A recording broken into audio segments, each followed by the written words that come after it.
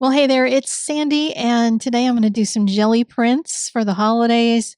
And I also want to show you my Bob Ross. I've had this little Bob Ross bobblehead for a while, but it actually helped me in making these jelly prints. You will see how when you watch this video, but he talks, so I thought I'd let him give us some advice first. Let's get crazy. What the heck? Take a 2-inch brush. This is your bravery test. Anything that you try and you don't succeed, if you learn from it, it's not a failure. You have to have dark in order to show light. It's just like in life. Thanks, Bob. It's time to get busy making art.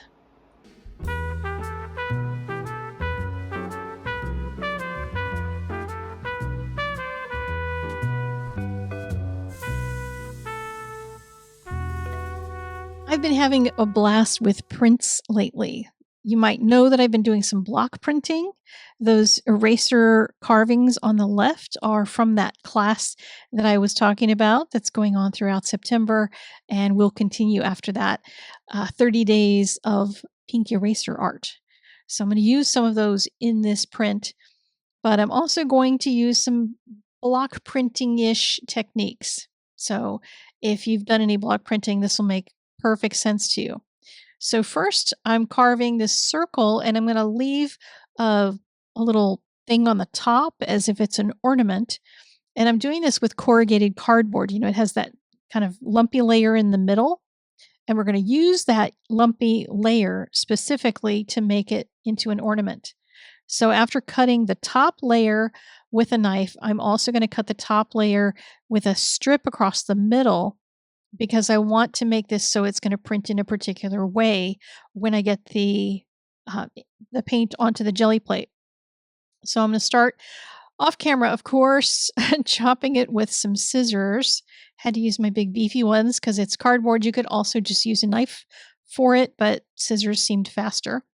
And then I'm going to take off the top layer of the cardboard at the bottom and the top of the ornament that I've just cut, because that's going to create some texture when I put it onto the plate. And you'll see how that works in just a minute. But I'm using a pair of scissors to kind of stab underneath of that top layer and then kind of pry it up. Different kinds of cardboard will be easier or harder to separate. So if you find one that you're really fighting with, just go find another piece of cardboard and maybe try a different kind, because some of them will be a little harder or a little easier. But the trick of sticking the scissors under it was one that really helped me in doing this. I've done some jelly prints. I'll show you some at the end with more things using this particular technique. And it was definitely a lot easier once I started figuring out how to pry it up, because otherwise I was trying to just kind of stab it with a knife and pull it up, and that was not working. But this with a short pair of scissors really does help, because you can stick it into those grooves and then pry it away. So get that ready, and then I'm going to make a positive and negative mask, and I'm going to use both of those in this print as well. And I was debating whether I'd need it to be the exact ornament or not. And in the way that I actually used it, you could do a different ornament if you wanted to do a different shape or a different size. You could certainly do that. And all of this, by the way, I'm doing an 8x10 jelly print, but if you are working on a small one, if you have a small jelly plate, feel free to shrink the size on them or do whatever, because it's kind of fun. Just play with it. I am planning more than most people plan a jelly print. Most people don't like figure out an image to put on it or anything. They just make backgrounds, which can be very beautiful. Or they use, things from nature, leaves and that kind of stuff. Yes, I'm doing some of that too, but I wanted to do some prints that were a little more planned out. So here I'm going to use a couple different colors of paint. I'm using some phthalo blue, some sap green, and some ultramarine blue. And I'm putting it on using a palette knife so that I don't get little round daubs of paint, because sometimes they just kind of stick to it. And if you want to get something that feels a little bit more organic, the colors will blend a little better if you do that with some kind of a palette knife first. Just don't use a really sharp one because you don't want to cut into your jelly plate. The colors that I'm using here are not going to be perfectly blended. You could see there's like a little ocean of different kinds of colors. I'm not trying to get it perfect, and there are some bubbles that are appearing on the underside of the jelly plate. That's what those little light dots are. They're not going to be a problem. So I'm going to begin by using my ornament that I cut out of the cardboard face down, and that's going to press it into the paint that's on the paper. And this paint is slow drying paint. It's the Golden Open line.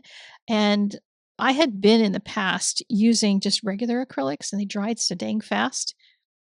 So I invested in getting some because it was on sale for 40% off at my local art store. So I've placed the paper mask here so that I could do some block printing around it. And I'm using the bottom of Bob Ross's little thing. It's got, different kind of texture things in it. It's got some holes and some little widgets and stuff. And it just makes a really cool print. So next I grabbed a piece of fern, and this is just one tendril of a fern. Like the whole thing is huge, and this is just one little arm of it. And I'm pretending that it's some pines, because pines would be too three-dimensional for this. You want something that's going to be a little flatter, and ferns work really great for something that's going to look a little bit like pines. And then these are the erasers from the 30 Days of Pink Eraser Art class. So there was a row of diamonds, and then there's also going to be some of these other ones I'm going to use. I have removed the white mask, by the way. So you can see that there's not much color under it because most of the paint came off on the paper that I lifted up from it. So I'm using a couple of the arrows from the class. Class will be linked down below if you're interested in that. And this, I know you can't see it under my big fat hand, but it's a thumbtack, one of those big fat thumbtacks with a round head, like a rounded head. It's not just a flat circle head, but it's rounded like a sphere. And I'm just kind of pressing it in to get just more little dots. You don't necessarily want to have every square inch of a jelly plate covered in something. You don't need to put texture absolutely everywhere. So, kind of group up some of the marks that you make, that sort of thing, and leave other areas empty. So I wanted to put more into the bigger ornament, well, not the bigger ornament, the whiter ornament down here at the bottom, but there wasn't much paint left on the plate to do that. So I just used the leftover paint that was on the roller, and just made the strip with the brayer. I've got a piece of cardboard, just a little scrap strip, and that's perfect for making a little kind of string thing for the ornaments to hang on. It made a really interesting texture that you'll see when we get to the print. So my first print, I'm doing this on, believe it or not, I have so much newsprint in the studio that I'm just printing on newsprint, and it is what it is. So press it down, give it some time to kind of absorb the paint really nicely. And if you have something on there, like a piece of paper or something on there when you're printing, just make sure you press around the edges of it. But this didn't have anything like stuck onto that, so it pulled up quite nicely. So next up is a second print. And a second print is going to be lighter because the first pass just pulled off a whole bunch of the paint, and there will be less left here. And with each successive pull, you'll get a lighter and lighter print. Now, sometimes those lighter prints are something that you want to use for the back of a card, background on a card or something, or, something that you're going to add other things to, and that sort of thing. This one came out cool enough, the second print, and I wanted to add a few little things to it. So I was really glad I saved those masks because I'll be able to use them. This is the third one, and it's getting really weak at this point. There's not much left. So that's either something for the scrap pile or something to write the shopping list on, probably, because it's so light. I might use it for cards. I'm not really sure. So next up is to do some modification to the second print because I wanted to do some things to just spice up a little bit of them. And I used a little bit of the blue and the green to put some ink onto the jelly plate to use that kind of as a palette. And then used my design that kind of has disappeared here because there was not much ink left. And I'm using that little block to print right across the strip on the ornament and used a sticky note so that I won't go over the edge. And this is not real easy to print evenly, but jelly plates are just kind of a crazy mess. Now, I apologize. The bottom of this is off the edge of the camera. Did not realize that when I was working on it, but I'm going to line the mask up with it. Now, at this point, I could do all kinds of crazy things in here. I decided to keep it simpler. I was going to maybe do some texture inside that area on the jelly plate and then print just on this section to print something into that ornament section. So you could certainly do that. But I decided I was going to do a couple different things. So I'm using that little piece of cardboard again to create some lines at the top and bottom of that strip that I used the brayer to create because it wasn't quite straight. Well, not that anything on here is straight, but I wanted it to be a little more sharp. And then I was debating what to use to put the dots back in because they kind of had disappeared. These were made with the top of that little ink bottle when I lifted the color out, but now I needed something in there. And while I was finger painting, I just added a little bit more around some of the edges just to give it a little bit of color around the edge because it that whole print just kind of dropped off on that right hand side since it was so light there and everything else had a bunch of color. So that worked out pretty well. And you'll see the whole thing in just a second. Sorry, it was lower than I thought it was on my desk for the filming. But these two came out really cool.